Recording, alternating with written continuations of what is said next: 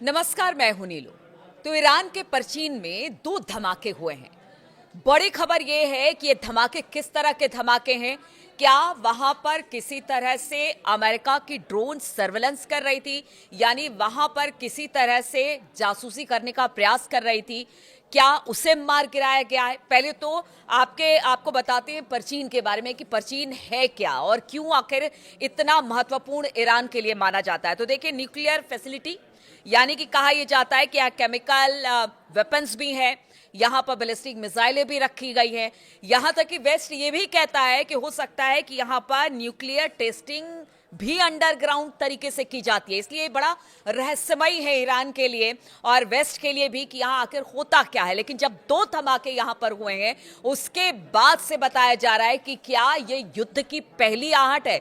जिस तरह से अमेरिका ने ईरान को चारों तरफ से इस वक्त घेर रखा है, उसको लेकर ये बड़ी खबर आ रही है। तो पहली खबर ये आ रही है, पहली बात ये आ रही है कि क्या वहां पर कोई अमेरिकी ड्रोन था जो सर्विलांस के जरिए वहां पर जासूसी कर रहा था, जिसे ईरान ने मार गिराया है। इस तरह की खबर भी सामने आ रही है।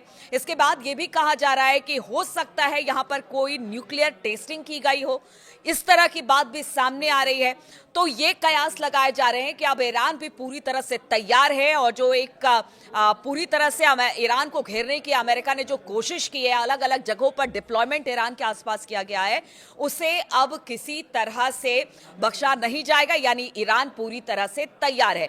लेकिन अगर बात की जाए, कुछ ऐसी बातें सामने आ रही है जिसमें कहा यह जा रहा है कि जब जून में 12 दिन का युद्ध हुआ था, उस वक्त अमेरिका का एक बोइंग जो कि जासूसी करता है अमेरिका के लिए, इसका नाम है TC-135W, जिसका डिप्लॉयमेंट कतर में किया गया है। जी हां, इसका डिप्लॉयमेंट कतर में किया गया और ठीक इससे पहले जब 12 दिन का युद्ध हुआ था, उस वक्त भी इसके डिप्लॉयमेंट के बाद ही युद्ध की स्थिति यानी B-2 बॉम्बर से ईरान के परमाणु ठिकाने को निशाना बनाया गया था।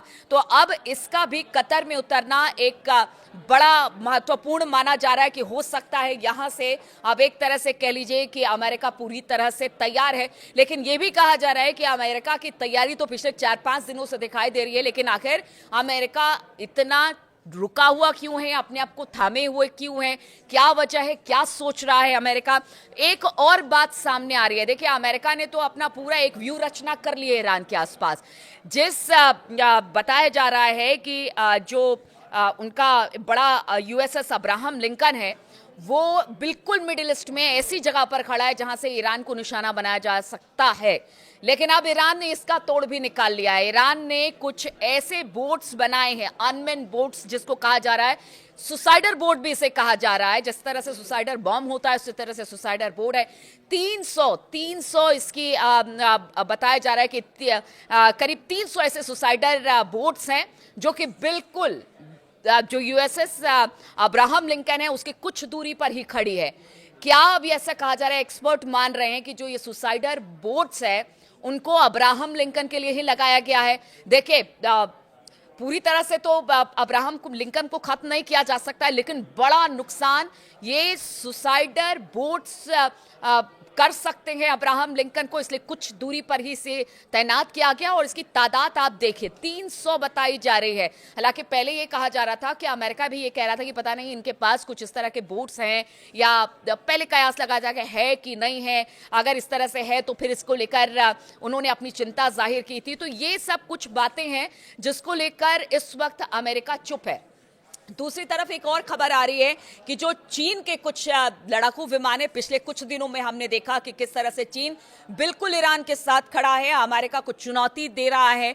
और कहा यह जा रहा है कि जब उसके विमान ईरान के पीछे खड़े हैं तो ये ऐसे विमान हैं जो कि अमेरिका के अंदर तक घुसकर वार कर सकते हैं। उनकी मिसाइलें हैं जो कि ईरान को प्रोवाइड की जा रही है। तो एक तो देखिए, आप अब्राहम लिंकन को निशाना बनाने के लिए वहां पर 300 बोट खड़े हैं जो कि अनमैन्ड है, उसमें कोई भी नहीं है, वो जाएगा, टकराएगा और उससे भारी नुकसान होगा अब्राहम लिंकन को। ऐसे 300 बोट हैं। दूसरा बताया जा रहा है कि जो 2 धमाके हुए हैं परचीन में, वो भी एक बड़ी बात है, कि ये दो धमाके क्या वाकई जो अमेरिका के ड्रोन है उनको मार गिराया गया है। क्योंकि देखिए जो ऑर्बिटल ड्रोन इसे कहा जाता है, जो कि सिर्फ निगरानी करते हैं, जासूसी करते हैं। और जिस बात का जिक्र हम कर रहे थे कि 500 से ज्यादा फाइटर प्लेन इस वक्त अमेरिका के हैं, और अब तो अमेरिका ने कतर में बोइंग सर्विलेंस विमान यानी कि TC-135W को भी उतार दिया है। लेकिन सबसे बड़ी बात यह है कि अभी भी अमेरिका रुका हुआ है, थमा हुआ है, क्योंकि ईरान ने जिस तरह की चुनौती उसके सामने रखी है और चाइना का उसका साथ में आना, कह सकते हैं कि अमेरिका को भी लग रहा था कि हमला कर दिया जाए। क्योंकि बार बार अमेरिका ये कह रहा है कि हमें ईरान को डैमेज नहीं करना है, ईरान में नुकसान नहीं पहुंचाना है, सत्ता परिवर्तन करना है। इसलिए खामनेई के एग्जैक्ट लोकेशन की तलाश की जा रही है कि खामनेई है कहां। उनका ट्रंप का कहना है या अमेरिका का कहना है कि अगर खामनेई को सत्ता से हटा दिया जाएगा तो वहां पर स्थिति कुछ और होगी। इसीलिए लगातार अब वेट किया जा रहा है अमेरिका की तरफ से। लेकिन इधर ईरान की तैयारी भी पूरी है, चीन उसके साथ खड़ा है, रूस उसके साथ खड़ा है, उसके अनमैन बोर्ड हैं, इसके अलावा मिसाइलें हैं, सुपरसोनिक मिसाइलें हैं, तमाम चीजें जिसको लेकर अब अमेरिका सदमे में है कि क्या किया जाए। लेकिन क्या यहां से पीछे ट्रंप हटेंगे, सबसे बड़ा सवाल यह है। अगर पीछे यहां से हटते हैं तो भारी फजीहत